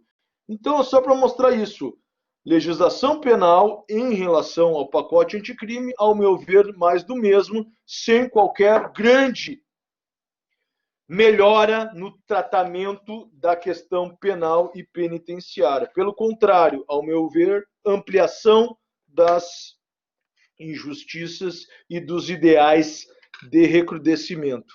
É isso, meu querido. Eu acho que agora Perfeito, Diogo. Mais uma vez, agradecer, parabenizar pela fala. Esse ponto aí que tu tocaste agora no fim foi alvo de muitos debates, né? O quanto tu faz mais reformas penais e tu não discute política penitenciária, né? Tu não discute políticas públicas de aumento de presídios, de construções de novos presídios, não aumento no número de vagas, né? Mas de presídios menores, setorizados e de controle para dentro do aspecto prisional, que é, com certeza, um dos grandes, se não o grande responsável pela nossa criminalidade organizada, ou seja, a forma que a gente está punindo, está fazendo um sistema se retroalimentar, a gente está apagando incêndio com gasolina, né? E essa forma, assim, mostra como esse problema não é devidamente enfrentado. Gente, só mostrando, eu vejo muita gente preocupada com a construção de presídios, ok? É justo. Primeiro, ninguém quer na sua cidade, já começa por aí. Todo mundo quer presídio, mas ninguém quer na sua cidade. E outra, todos os crimes progridem. Aí que tá, eu falo isso em aula. A gente não pode esquecer que todos os crimes progridem. E tu vai sair de um regime fechado e vai para o semiaberto. E aí, cadê o estabelecimento do semiaberto? Cadê o estabelecimento do aberto? Nós não criamos condições estruturais para que haja efetivamente aplicabilidade da progressão de regime. Muitas vezes só há fechado e domiciliar. Ou seja, há um persaltum gigantesco do fechado para o domiciliar. Por quê? Porque não há estrutura penitenciária para dar conta disso. Cada vez menos. Cada vez menos. A gente prende mais e cada vez tem menos gente. E aí a estrutura legislativa que ela foi pensada para que o cara fizesse um caminho, né, com determinadas possibilidades para que ele fosse experimentando novos ambientes de mais liberdade para que pudesse chegar. Esse caminho ele é totalmente encurtado. Então o cara sai de dentro de um presídio central com todas as dívidas que ele contraiu lá dentro e está numa domiciliar, está ou num grande centro urbano, que nem Novo Hamburgo, São Leopoldo, dentro de um estabelecimento que não é feito para que ele esteja ali dentro, né? Então, aí que vai dar problema. Não, e outra coisa que eu estava falando, eu falo que outro dia foi tema, mas para mostrar a hipocrisia do brasileiro, que é essa ideia de ressocialização. Todos nós queremos a ressocialização do preso. Duvido que tenha alguém entre nós que não queira a ressocialização. Perfeito. E o goleiro Bruno? Eu te pergunto, e o goleiro Bruno? Mas o goleiro Bruno não posso aceitar, por quê? Não, então tá. Então, tu quer a ressocialização, mas o melhor exemplo do Brasil é o goleiro Bruno. Ou seja, a gente prega a ressocialização, mas talvez aquela pessoa que já tenha cumprido a sua sanção, que queira se reintegrar, reinserir na sociedade, não é bem aceita. Porque talvez a gente não queira a ressocialização. Não, eu fui dando uma olhada aqui em alguns comentários, né? Por exemplo, ali o Diogo Leal falou, enquanto isso o STF instaura inquérito, a vítima é vítima, investigador, acusador e julgador. Isso ficou claro, eu acho, na minha fala, o quanto isso é errado, o quanto esse inquérito é absurdo. Foi uma medida de força ali, o STF quis mostrar para o presidente que o presidente não pode desrespeitar o judiciário, o STF quis mostrar que o ministro não pode estar chamando o ministro de vagabundo, mas não é por aí que as coisas funcionam, né? Não é fazendo um inquérito totalmente contra um modelo acusatório, por mais que haja, sim, previsão regimental, e é aquilo, gente, o problema é a gente tem que ser coerente, eu tenho que criticar o STF quando ele está fazendo coisa errada contra o Bolsonaro, mesmo que eu não goste do Bolsonaro. Por quê? Porque é isso que se trata de defesa de direitos. Porque quando eu tolerar tratamento ilegal contra meus inimigos, eu estou realizando uma prática fascista. E é assim que as coisas acontecem, quando tu elege um inimigo e tu vai tolerando ilegalidades. E é esse passo que a gente não pode dar. A questão que foi questionada ali pelo Luiz, o Diogo já respondeu, né? A questão da delação premiada, sim, é sempre um problema, porque é um problema isso que é aquela questão do roteiro, né? Da história que agrada. Não, aí as pessoas dizem, tá, mas a delação precisa de prova. Cara, não seja ingênuo. Se tu me contou uma historinha que eu gostei, um roteiro pré-estabelecido, aquilo que eu quero acreditar, um elemento de prova, daí entra uma outra discussão, afinal de contas, o que é a prova, né? Afinal de contas, o que a prova revela? Porque ela pode muito bem servir a meros indícios para serem preenchidos dentro de uma história que foi convincente. Então, a delação premiada, ela é, sim, algo extremamente problemático, porque ela permite isso, né? E esquece muitas vezes que o delator também é um criminoso, e aí, por isso, né, a gente tem uma história que vai ser contada a partir do interesse dele, a partir da história que mais lhe agrade. Vamos ver o que nós temos aqui.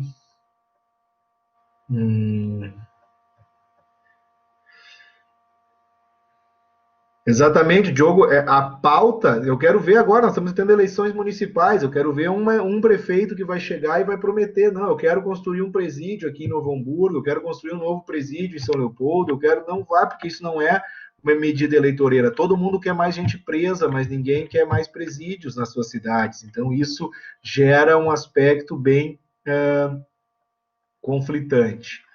Vamos ver, a sociedade não está preparada para ele, exemplo, os contratos que o público perdeu devido a ele. Sim, e aqui temos que ser, enquanto sociedade, todos sinceros. Se tu tem que contratar alguém para tua empresa ou para tua casa, e tu tem um ex-presidiário e um que não é presidiário, tu vai contratar quem?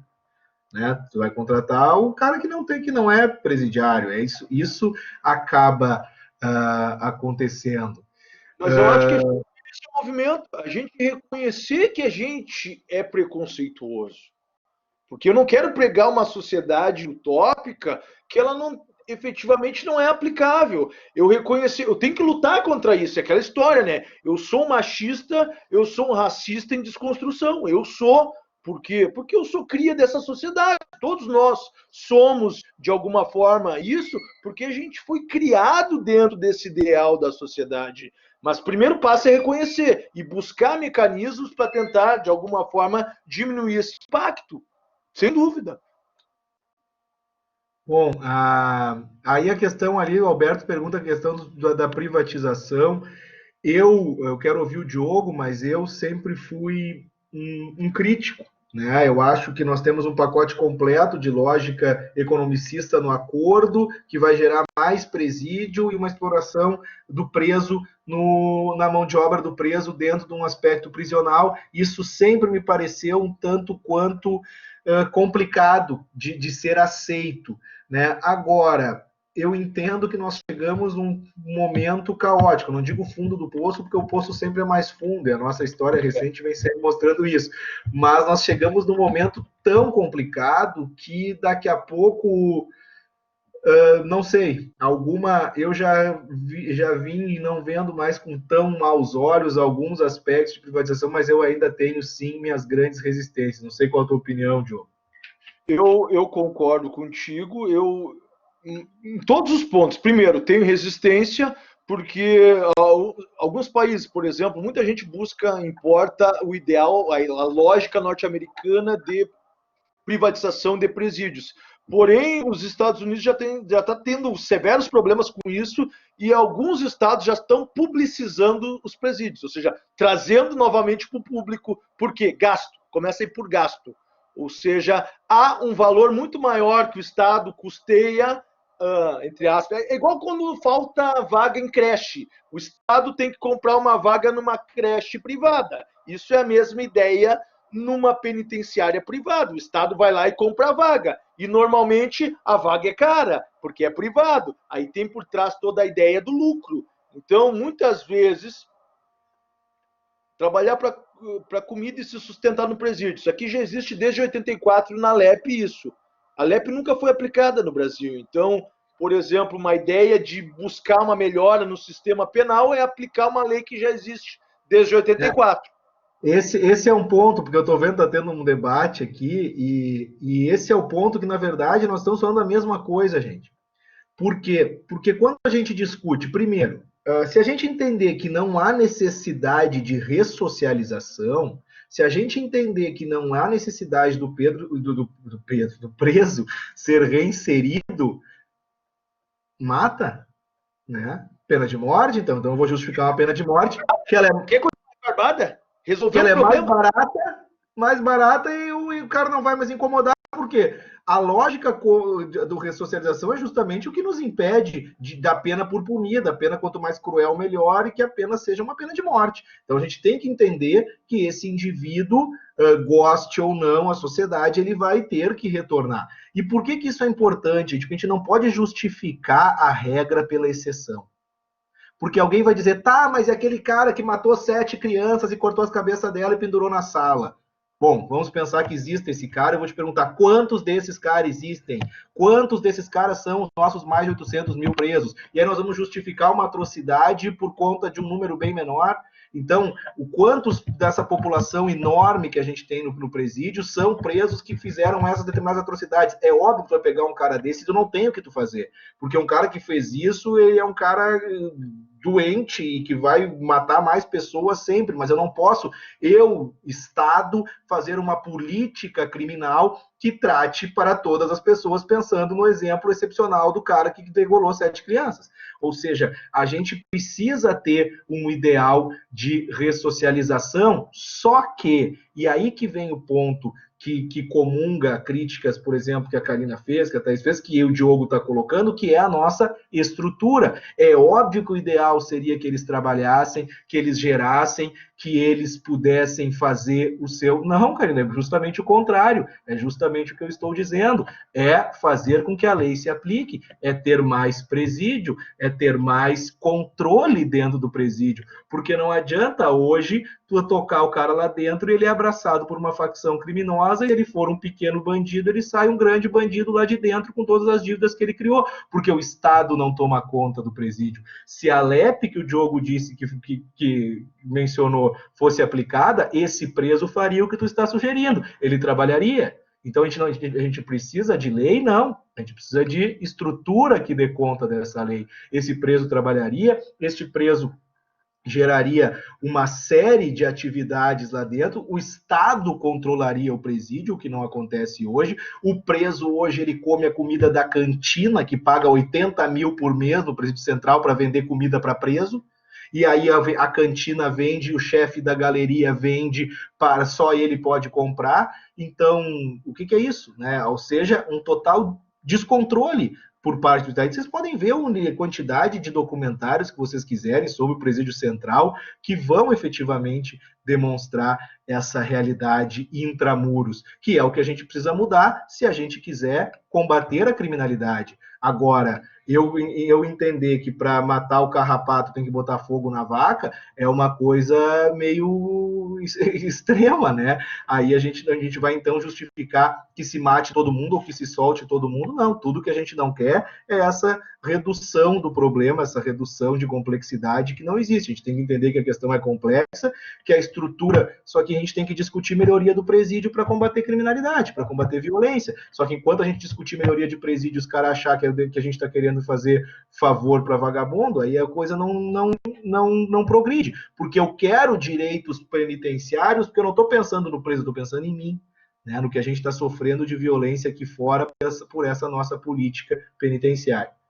Não, viu? Como a coisa é complexa, que outro dia saiu uma notícia dizendo que houve o cumprimento de mandado de prisão em presídio. Ou seja, os caras, os líderes de facção, continuavam a praticar crimes, estavam presos e tinham mandado um novo mandado de prisão para o cara que está preso, velho. Então, isso aqui é só para mostrar como há uma falência estrutural, há uma falência jurídica no tratamento do sistema penitenciário, do sistema carcerário. Então, falando de psicopata primeiro, psicopata é um diagnóstico clínico. Já começa por aí. Eu não posso dizer, o cara é psicopata. Eu digo, ele é? Não sei. Eu preciso de perícia. E outra, ele tem que cumprir determinado percentual de tempo, como todo mundo. Mas vai sair. Bom, se vai sair ou não, aí cabe ao Ministério Público. Primeiro, porque, sobretudo, ele pode fazer uma interdição civil, como já foi feito. Interdição civil de psicopata, que aí é civil, não é penal e não tem prazo. É possível, já foi feito. Professores, eu peço licença para falar no microfone, tá? Pelo seguinte, se fica difícil no chat descrever isso, tá? Até porque eu tentei agora, trancou minha máquina, que beleza. Mas enfim, é pontual. Isso é uma coisa que eu venho acompanhando sobre o psicopata. O psicopata é um ser que eu tenho uma certa admiração pela inteligência, o intelecto, certo? Ele consegue no sistema prisional bancar o bom moncinho, então ele sai, ele vai, comete o crime, ele volta, e assim é repetidamente. E ele, nesse caso, eu não estou criminalizando necessariamente o cara, eu estou levantando o que fazer com esse ser, porque tu não tem como ressocializar ele. Neste caso, o que fazer com estes casos? Eu não consigo ressocializar esse cara, o que a gente faz com ele?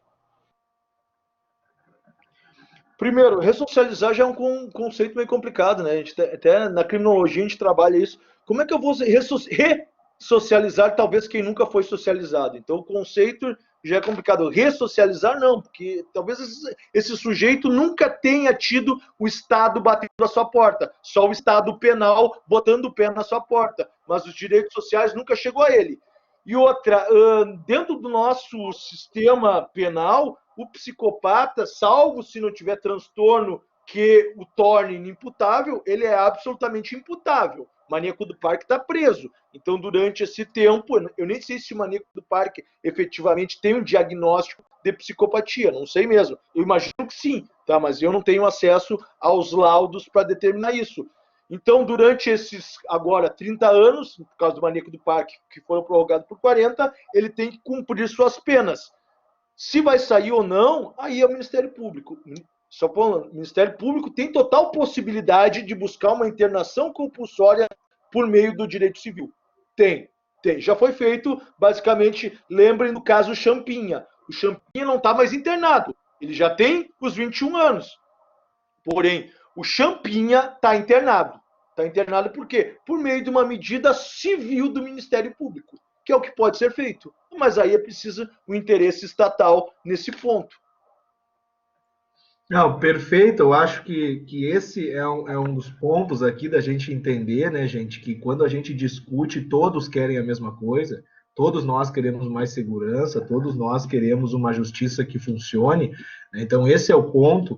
E discutir, de novo, melhorias no presídio é discutir uma melhor condição de aplicação de pena, né, para que a gente justamente não tenha, a partir deste descaso, a forma que a gente encontrou de punir é uma forma que fomenta organizações criminosas, e isso a gente paga o preço fora da cadeia. E então, por tudo que a gente falou aqui, a gente percebe como é necessário que a gente consiga compreender a complexidade, né, do assunto, porque toda situação complexa, né, como a gente falava ontem, tem uma solução simples e errada, né, porque é muito fácil a gente jogar, que nem foi mencionado ali pelo Joe, jogar para a torcida, colocar uma situação, então, de ampliação de penas pura e simples, sem aumentar presídios, continuar acreditando que presídio com 5 mil pessoas vai dar certo, só no Brasil que isso é feito, faz presídios regionalizados com pequeno número de vagas, 300 pessoas, é mais fácil controlar 300 do que 5 mil. Então, são várias as políticas que deveriam ser feitas, mas a gente ainda tem um preconceito muito grande ao falar de criminalização, de pena, porque a gente sempre acha que é a lógica do nós e eles, né? Sempre é para os outros. Eu nunca entendo o quanto este problema afeta a todos nós, o quanto nós pagamos, enquanto sociedade, por essa forma que a gente enfrenta a questão penitenciária. E o Diogo falou ali a questão do VAR também, e trazendo isso para dentro do processo penal e para dentro do direito penal como um todo, isso é sintomático, gente. Porque eu vejo muita gente criticando o VAR, e eu não vou entrar num aspecto de crítica do VAR pela demora que o VAR faz no jogo, pelo aspecto subjetivo, às vezes interpretativo, que é uma máquina operada por um ser humano, mas eu, particularmente, eu vou dizer, bom, eu quero tudo que torne o jogo mais limpo. Ah, mas estava impedido pelo pontinha da chuteira. É impedimento. Sabe? Tudo que tornar as regras do jogo mais claras é melhor, seja no futebol, seja no processo, seja na vida. Né? O problema é que muitas das críticas contra o VAR rotulam que o VAR tirou a graça do futebol. A graça do futebol é o gol de mão do Maradona nas quartas da final da Copa de 86. Por quê? Porque é o jogo do gênio que dá o embuste, a fraude, dá o artifício para ludibriar. Só que se o VAR existisse e a regra fosse aplicada, talvez a Argentina não era campeã do mundo. Ou seja, porque a gente se beneficia de alguns deslizes e acha isso interessante. A gente cria a figura, né, do falso herói, do cara que vai dar o malandro, que enganou, que iludiu, e isso está enraizado na nossa cultura. Né? A gente gosta, quando tu vai pergunta assim para um gremista, né, tá, e amanhã o jogo do Inter, como é que tu quer? Cara, eu quero que perca de 1-0 aos 45 com gol de mão, né, porque daí vai ser mais sofrido para o Colorado. A gente tem esse aspecto de tolerância com ilegalidades que vem para o futebol e que também vem para o VAR, só que vem para o processo. E que também é essa tolerância com os nossos desvios, cada um constrói um padrão ético como lhe sirva, né? Então, quando eu cometo alguns delitos, eu vou dizer, tá, mas todo mundo faz isso, todo mundo bebe e dirige, todo mundo não paga imposto, todo mundo aquilo outro.